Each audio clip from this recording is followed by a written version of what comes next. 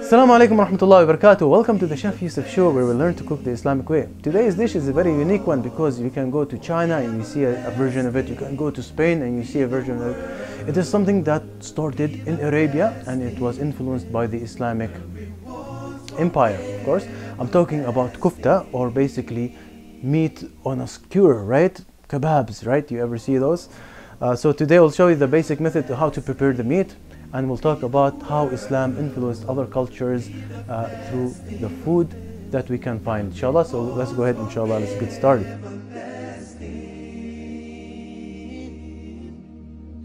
To get started, we'll start with the meat. I do have 1 pound of beef that has 10% of fat. So we'll go ahead and put the beef. This is ground beef, of course. What you can do, if you have a food processor, you can chop a little bit of onion and a little bit of parsley. You can do it in the food processor, or when you grind the meat, you can also add the parsley and the onions when you grind it, and this is how we get the mixture. So basically what we're going to do, we'll go ahead and add some finely chopped onions. You can chop them if you don't have a food processor, and also with the parsley, right? Fresh parsley, of course. You don't want to put some dry stuff. I'm going to share with you a secret that most of the restaurant owner will hate me for saying this. I will expose some of their secrets, because when you know the secrets, you'll probably never order kuftah at a restaurant ever again. You'll probably only make it at home. So this is something that you have to understand. What other ingredients to add is either breadcrumbs, or we can add some burghul. Burghul is basically cracked wheat. Now, why do we add this? We add this because the beef is, it's too dense, right? Sometimes it is for a restaurant to add breadcrumb with ground beef. The quantity will be larger and it will increase it. Now, this is not a big deal. The big deal about it is what the restaurant people do is when we add breadcrumbs, the breadcrumbs tend to suck the moisture of the meat. Now, when you cook the meat, one of the things that we learn in culinary school is you don't want to push the meat, when you cook it. You don't want to have the juices out, right? You want, when you eat your burger, the juices to be locked inside the burger, okay? So the way we cook the burger, we don't want to squeeze it and allow the moisture out of the burger, right? So what they do, because we add some breadcrumbs and the burger will be technically dry, what they will add some oil, right? Some grease, some clarified butter, right? And this makes the meat not healthy, right? This makes the dish not healthy. So this is something they'll probably hate me for saying this, but this is something that you have to understand, and how restaurants work and what they do, in the kitchen, behind their closed doors. So we'll mix the meat, we'll mix the onions, of course.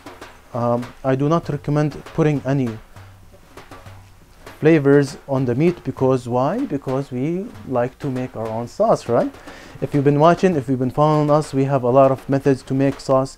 So if you have the meat and then you add the sauce on top, is much better, in my opinion only, than putting the flavors with the meat itself. But if you like Middle Eastern flavor, go ahead and add some cumin.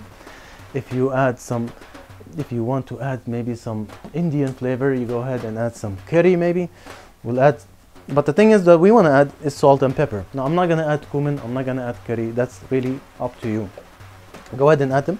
What I like to do is just add salt and pepper, and anything else, you're going to go ahead and add it as a sauce, or as on top of the food, or as something on the side. So this is how the meat is basically it.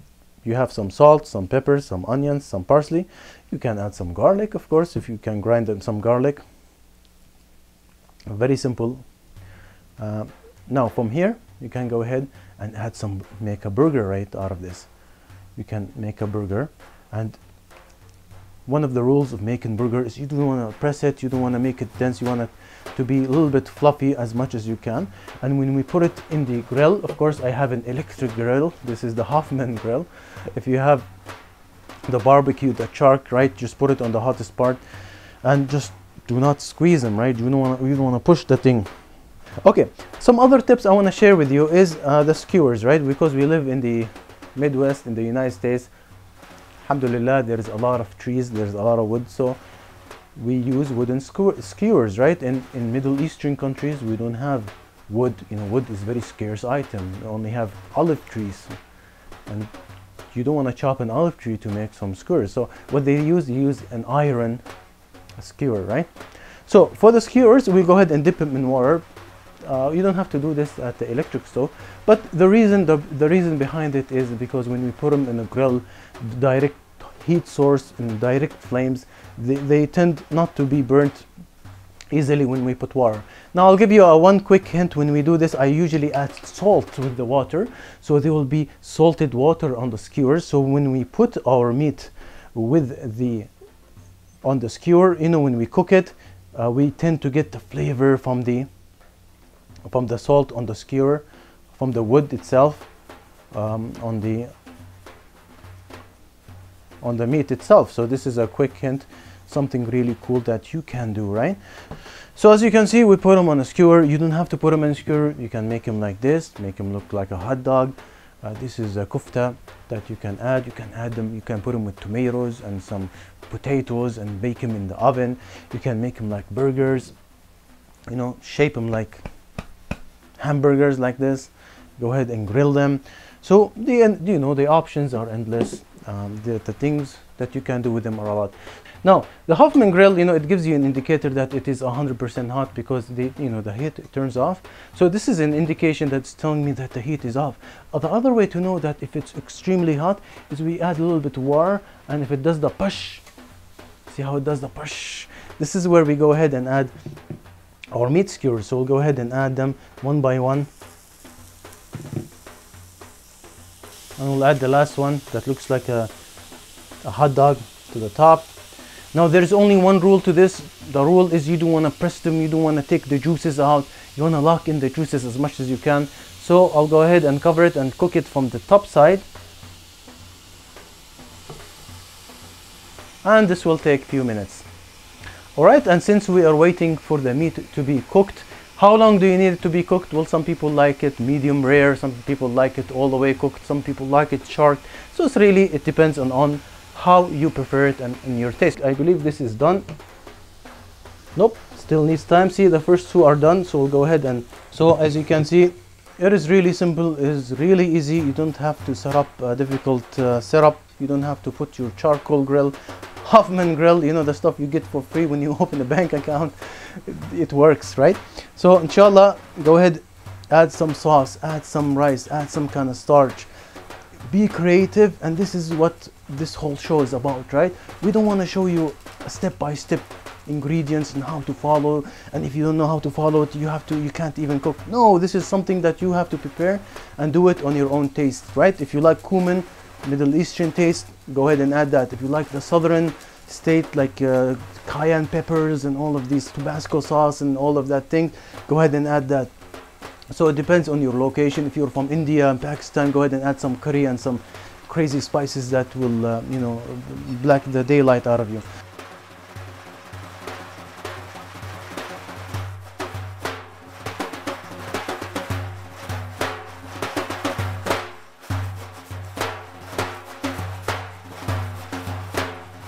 The reason I mentioned Spain and mentioned China is to see like a simple dish like this, like kebabs or like some kuftah on skewers, can actually influence something that happened in Spain, right? So there was a dish called pinchiras or panchiros, right? You guys can correct me if I'm mispronouncing it, but technically it's the same idea. You have a skewer, you put some pieces of meat and chicken, and you cook it on top of charcoal grill, right? This is influenced from the Islamic Empire, right? The same thing when you go to China. If you go to one of these Chinese restaurants and you see the thing on a skewer, that the meat that looks like really scrambled and you don't want to eat it, yeah, this is called chanhur. It's coming from, it was influenced from the Chinese Islamic Empire, right? So when they reached there, they did some trade, and this is also a lesson that when you have a ruling state in the world, usually other countries tend to follow the way the culture, the pop culture, the dress, the way they eat. The same thing that's happening in the United States. You know, if you go to Saudi Arabia, you probably will see KFCs and burgers and, you know, McDonald's or whatever, right? So this is because, you know, America is the ruling state of the world, and other countries tend to influence the way they dress, the way they, the language and the culture, the television, everything, you know, the whole culture it gets influenced. So just a reminder that how when Islam was in the golden age, other countries, the people in Andalus, they started dressing like Muslims, they start eating like Muslims, right? So other than this dish, is there anything else that Spain was inspired by the Islamic empire? We also can look at tamrindi, right? If you look, if you go to the Latino community in South America, I mean, where did tamrindi come from? It came from Muslim Spain, right? So this is another example to show the people that, you know, how Islam was in the golden age and how the food and even the drinks inspired the other cultures, right? The Islamic culture is embedded throughout United States. I'll give you a few examples. For example, the judge, when he goes to the court, he has a robe. This is, that's from the Islamic, you know, tradition, right? When you go to college, when people graduate, they're wearing these college hats. This is a sign, the hat, the sign of the ilm, right? The student of knowledge. This is from the Islamic empire, right? So all are things that we see, and the name of the African, you know, African community. Okay, so this is an example to show you how food, you know, could influence other culture from the message of Islam, right? Islam spread from China to Andalus, and subhanallah, in China and Andalus we have a dish that was inspired from the from the Arabs or from the Muslims in Arabia. So what do we eat kebabs or kuftah with? You can make jasmine rice, you can make basmati rice, you can make Mexican rice, you can make quinoa. It will be really awesome with quinoa. You can make it with couscous, you know, look, Moroccan style couscous with some chickpeas and some kuftah, right? Or you can prepare the sauces and put them in the oven, right? You don't have to cook them like this. You don't have to put them in the charcoal. You can just put them in the oven and put some tomatoes and prepare a sauce, right? Either a yogurt sauce, a tomato sauce, the reduction sauce, or a bechamel yogurt sauce, right? Or you can even do a sesame paste, tahini, some kind of sauce that also inquire. And so the options are endless. You can also make a burger, you can make a hot dog, you can do whatever you want. You can eat it in a skewer. So I hope you enjoyed today's episode. We'll talk to you next time. Wassalamu alaikum wa rahmatullahi wa barakatuh.